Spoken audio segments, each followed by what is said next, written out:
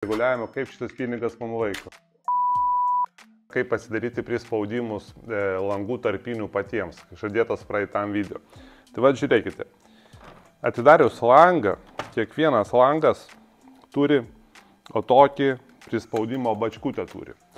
Ir šita prispaudimo bačkutė reguliuojasi keliais būdais, priklausomai nuo apkaustų. Tarkim, mano atveju, bačkutė reguliuojasi su 11 raktų. Tai yra įsistato raktas ir pasisuka.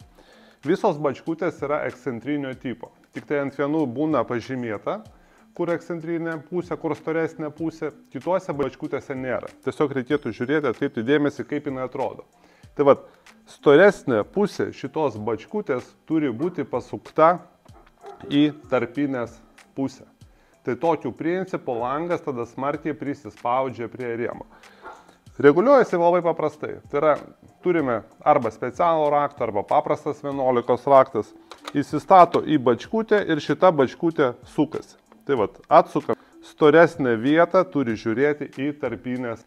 Tai tokiu principu šita bačkutė už prispaudėjo smarkiau užsispaudžia. Būna dar paprastesnis būdas, kur reikalingas tik tai šešiakampis ketvirtukas. Jisai įsistato centrą ir lygiai taip pat pasisuka. Būna netgi padarytas žymėjimas. Tai tą žymėjimą vėlgi atminkit, turite sukti į tarpinės pusę. Dar yra tokios bačkutės, kio rakto nėra pasukimo. Tai tą bačkutę tiesiog pasiema, pirštais atitraukiat ją į save ir vėlgi ją pasukat. Tai irgi toks tipas yra apkaustų. Tai va, čia turbūt 3 būtų pagrindiniai apkaustai, kaip atreguliuojasi. Ir viskas. Ir tokiu principu tas langas smarkiau prisispaudžia prie rėmo, tarpinė prisispaudžia smarkiau prie rėmo ir jau pro to langą, kaip sakosi, mažiau pučia. Bet atiminkit, tas dalykas yra tik tai žiemos variantas. Vasaros variantų geriau tokį dalyką nedaryti, nereguliuoti, o atstatyti atgal į vasaros prispaudimą, tą tokį silpnesnį prispaudimą, nes šiltuoju metu plečiasi tarpinės, plečiasi šiek tiek profilis ir tada gausis, kad tas prispaudimas gausis labai sunkus, greičiau dėvėsis apkaustai.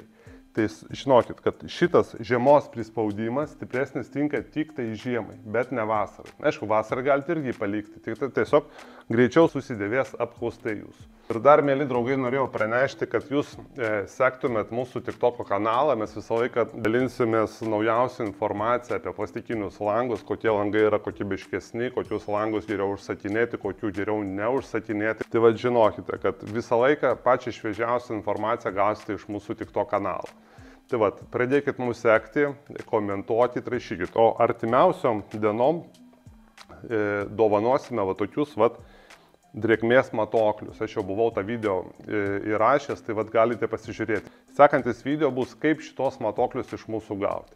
Šitie matuokliai drėgmės prisiklijuoja prie lango šitoje vietoje ir jie parodo patalpos drėgnumą, galima sakyti, kada vėdinti patalpą. Tikrai labai geras dalykas.